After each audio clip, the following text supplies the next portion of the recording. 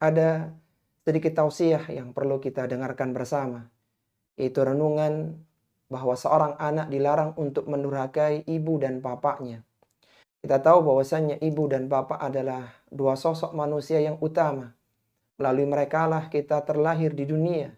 Mereka telah membesarkan, mendidik kita semuanya sehingga menjadi manusia yang bisa beribadah kepada Allah Subhanahu wa taala. Maka Allah Subhanahu wa taala melarang kita orang-orang yang beriman untuk melakukan kedurhakaan kepada ibu dan bapak kita. Allah Subhanahu wa taala memberikan gambaran tentang anak yang durhaka kepada kedua orang tuanya. Meskipun orang tua telah menasihatinya, tapi dia tetap mengabaikan nasihat dari orang tuanya.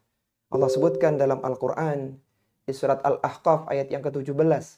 Allah Subhanahu wa taala berfirman, "Walladzi qala liwalidayhi uffil lakuma ata'idanini an ukhraja wa qad khalatil qurunu min qabli wa huma yastaghithanillaha wa ilaka amin inna wa'dallahi haqq fayaqulu ma hadha illa asatirul awwalin." Kata Allah Subhanahu wa taala, orang yang berkata, seorang anak yang berkata kepada kedua orang tuanya, "Uffil lakuma," cih untuk kalian berdua, "ata'idanini an ukhraja wa qad khalatil qurunu min qabli." Apakah kalian berusaha memperingatkanku bahwa aku akan dibangkitkan? Wahuma yastaghithanillaha wa ilaka amin. Maka kedua orang tuanya memohonkan pertolongan kepada Allah Subhanahu wa taala dan mengatakan, "Wailaka, celakalah engkau, berimanlah kepada Allah Subhanahu wa taala. Inna wa'dallahi haq." Sesungguhnya janji Allah Subhanahu wa taala benar, bahwa manusia pasti akan dibangkitkan. Fayaqulu ma hadza illa asatirul awwalin. Tapi anaknya justru mengatakan bahwa perkataan itu hanyalah dongeng orang-orang yang terdahulu. Ayat ini merupakan salah satu potongan dari kisah yang Allah sebutkan dalam Al-Quran tentang gambaran anak-anak yang durhaka kepada kedua orang tuanya. Maka seorang anak tidak diperbolehkan untuk mendurhakai ibu bapaknya karena dia tidak akan mampu membalas kebaikan keduanya. Ibu yang telah melahirkannya, bapak yang telah menafkahi dia sehingga dia bisa tumbuh menjadi seorang manusia. Mereka telah memberikan jasa besar. Mereka telah memiliki jasa besar untuk anak-anaknya sehingga anak-anak tidak layak untuk mendurhakainya. Kalaulah seandainya ada seorang anak yang ingin membalas jasa baik orang tuanya, maka itu tidak akan bisa. Kecuali ketika dia mendapati kedua orang tuanya sebagai seorang hamba sahaya, sebagai budak belian, kemudian dia keluarkan hartanya, dia beli orang tuanya, kemudian dimerdekakan, maka itu baru membalas jasa baik orang tua. Dan di zaman sekarang tidak ada lagi perbudakan, serta siapa pula yang mampu untuk mengeluarkan harta untuk merdekakan orang tuanya dari perbudakan. Rasulullah sallallahu alaihi wasallam bersabda, "La yajzi waladun walidan."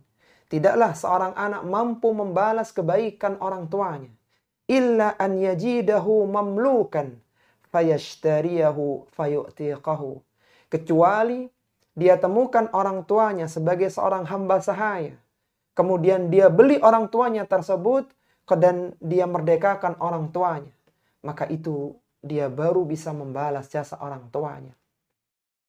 Di antara pelajaran yang bisa terambil dari ayat tadi, surat Al-Ahqaf pada ayat yang ke-17, bahwa diharamkannya durhaka seorang anak kepada kedua orang tuanya, kepada ibu dan bapaknya, dan uququl walidain, durhaka kepada kedua orang tua, merupakan salah satu dari dosa-dosa besar yang penyebutannya disebutkan oleh Nabi Sallallahu Alaihi Wasallam setelah penyebutan dosa kesyirikan.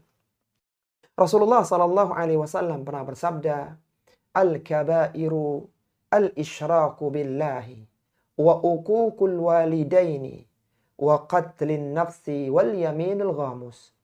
Kata Nabi SAW, ada 4 dosa besar yang tertinggi.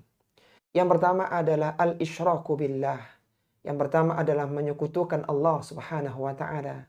Kemudian yang kedua, wa uququl walidain, durhaka kepada kedua orang tua. Yang ketiga, qatlun nafsi, membunuh jiwa.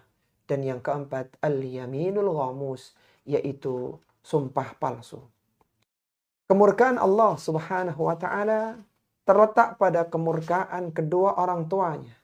Artinya ketika orang tuanya marah, maka Allah Subhanahu wa taala pun murka kepada anak tersebut. Sebaliknya, ketika orang tuanya ridha kepada anaknya, maka itu pertanda bahwasanya Allah Subhanahu wa taala meridainya. Rasulullah sallallahu alaihi wasallam bersabda, "Ridha Rabbi fi riddal walid wa sakhatu Rabbi fi sakhatil walid." Keridhaan Allah Subhanahu wa taala terletak pada keridhaan orang tua. Keridhaan Rabb Subhanahu wa taala terletak pada keridhaan orang tua, dan kemurkaan Allah Subhanahu wa taala terletak pada kemurkaan orang tua.